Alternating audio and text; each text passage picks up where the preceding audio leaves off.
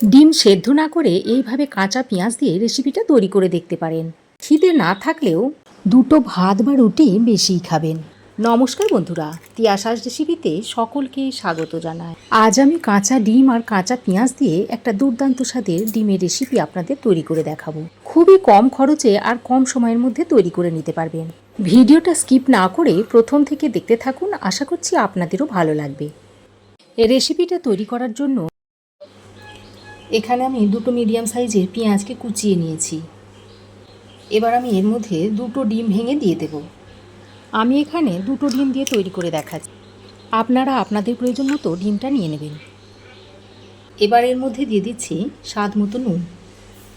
এবার এর মধ্যে দিয়ে দিচ্ছি 1.5 টেবিল চামচ পরিমাণ বেসন। খুব বেশি বেসন দিলে আবার শক্ত হয়ে যাবে। এবার এর মধ্যে দিয়ে দিচ্ছি অল্প পরিমাণে একটু হলুদ গুঁড়ো, দিয়ে দিচ্ছি একটু ধনে গুঁড়ো, অল্প একটু দিয়ে দিচ্ছি জিরে গুঁড়ো,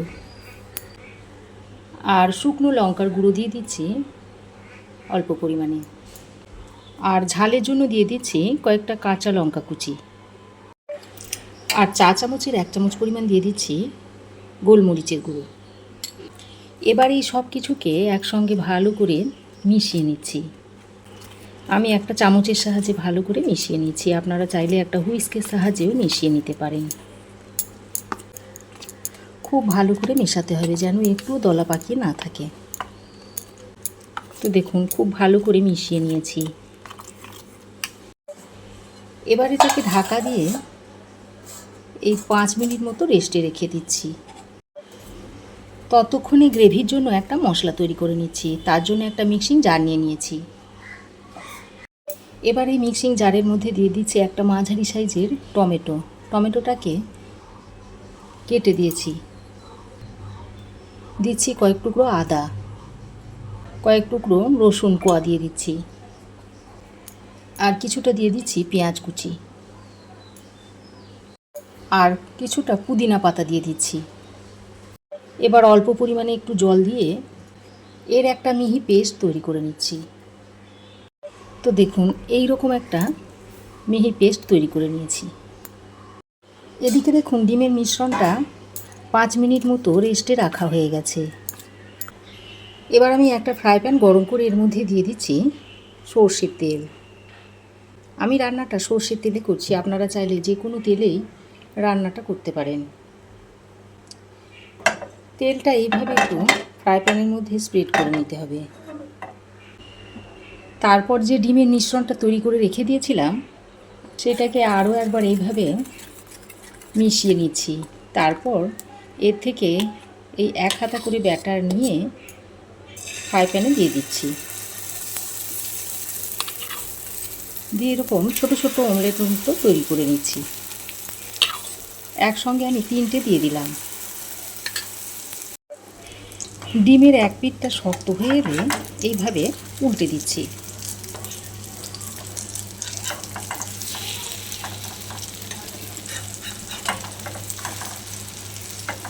এইভাবে উল্টে পাল্টে ডিমের অমলেটগুলোকে তৈরি করে নেব। তো দেখুন ডিমের 2 পিঠ ভালোভাবে ভাজা হয়ে গেছে। এবার আমি অমলেটগুলোকে তুলে নিচ্ছি, নিয়ে একটা প্লেটের মধ্যে রেখে দিচ্ছি।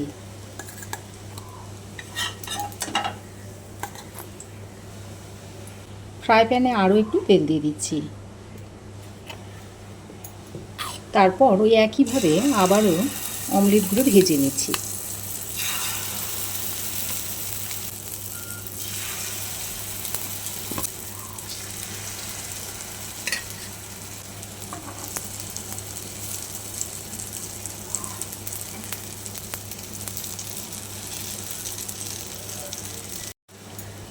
দেখুন এক সাইড ভালোভাবে ভাজা হয়ে গেছে, আবারও উল্টে দিচ্ছি।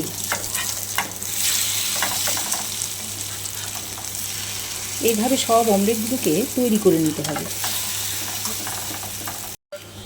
এগুলো খুব সুন্দরভাবে ভাজা হয়ে গেছে। দেখুন এগুলোকেও আমি তুলে নিচ্ছি।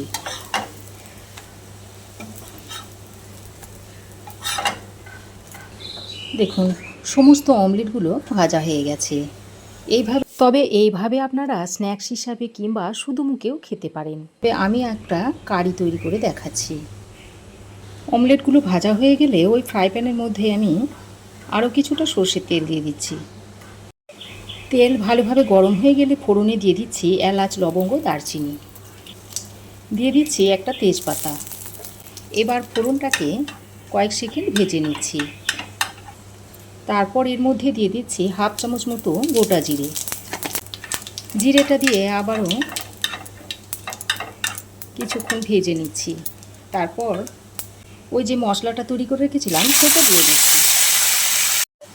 মিক্সিতে অল্প পরিমাণ জল দিয়ে ধুয়ে সেটা দিয়ে দিলাম। তারপর বাটা মশলাটা দিয়ে বেশ কিছুক্ষণ ভালো করে কষিয়ে নিচ্ছি। মশলাটা কষাতে কষাতে এবার আমি এর মধ্যে কিছু গুঁড়ো মশলা যোগ করে দিচ্ছি। দিয়ে দিচ্ছি হাফ চামচ পরিমাণ হলুদ গুঁড়ো, হাফ চামচ দিয়ে দিচ্ছি জিরে গুঁড়ো, হাফ চামচ দিচ্ছি ধনে গুঁড়ো, রঙের জন্য দিয়ে দিচ্ছি হাফ চামচ পরিমাণ কাশ্মীরি লঙ্কার গুঁড়ো, আর সামান্য পরিমাণে একটু ঝাল লঙ্কার গুঁড়ো দিয়ে দিচ্ছি। গুঁড়ো মশলাগুলো দিয়ে এবার খুব ভালো করে কষিয়ে নিচ্ছি। গ্যাসের ফ্লেমটাকে মিডিয়ামে রেখে মশলাটাকে খুব ভালো করে কষিয়ে নিতে হবে। যতক্ষণ না মশলা থেকে তেল ছেড়ে না আসবে ততক্ষণ মশলাটাকে খুব ভালো করে কষিয়ে যেতে হবে। দেখুন মশলা খুব ভালো করে কষিয়ে নিয়েছি আর মশলা থেকে তেল ছাড়তে শুরু করেছে।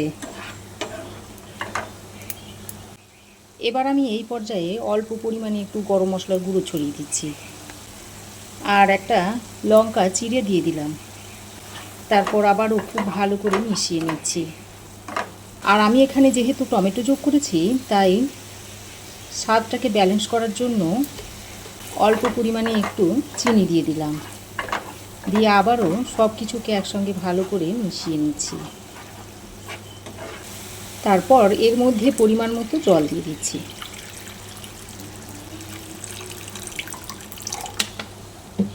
জলটা দিয়ে সব কিছু আবারও ভালো করে মিশিয়ে নিচ্ছি। এবার আমি এখানে স্বাদ মতো নুনটা দিয়ে দিচ্ছি। তারপর আবারও খুব ভালো করে মিশিয়ে নিচ্ছি।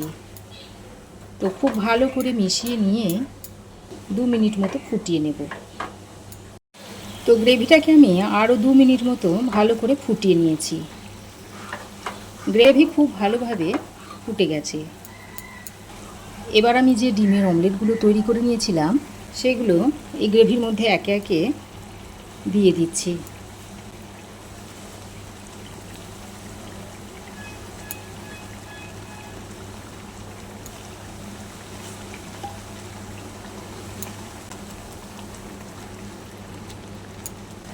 আর এই 2 পিস আমি রেখে দিয়েছি শুধু মুখে খাবার জন্য।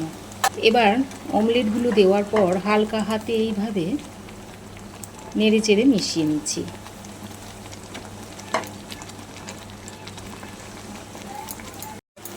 সব শেষে কিছুটা পুদিনা পাতা উপর দিয়ে এইভাবে ছড়িয়ে দিচ্ছি। আমি পুদিনা পাতা দিচ্ছি, আপনারা ধনে পাতা থাকলে দিয়ে দিবেন। এবার ঢাকা দিয়ে 2 মিনিট মতো রান্না করে নিচ্ছি। এতে করে ডিমের মধ্যে মশলাটা খুব ভালোভাবে মিশে যাবে। তো ঢাকা দিয়ে আমি আরও 2 মিনিট রান্না করে নিয়েছি। আর দেখুন রান্নাটা সার্ভ করার জন্য একেবারে রেডি হয়ে গেছে। গ্যাসের ফ্লেম বন্ধ করে এবার আমি আপনাদের ডিমের রেসিপিটা সার্ভ করে দেখাচ্ছি। দেখুন দেখুন দেখতে কতটা সুন্দর হয়েছে। একটা আমি কেটে দেখাচ্ছি। দেখুন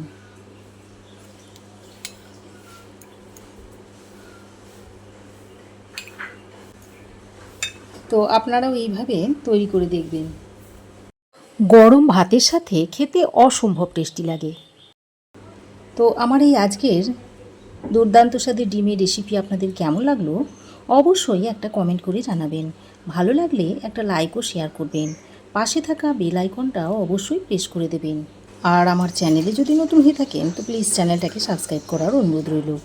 আজ এ পর্যন্তই। আবার দেখা হবে নতুন কোনো রেসিপি নিয়ে নেক্সট এপিসোডে। সে পর্যন্ত ভালো থাকবেন, সুস্থ থাকবেন। ধন্যবাদ।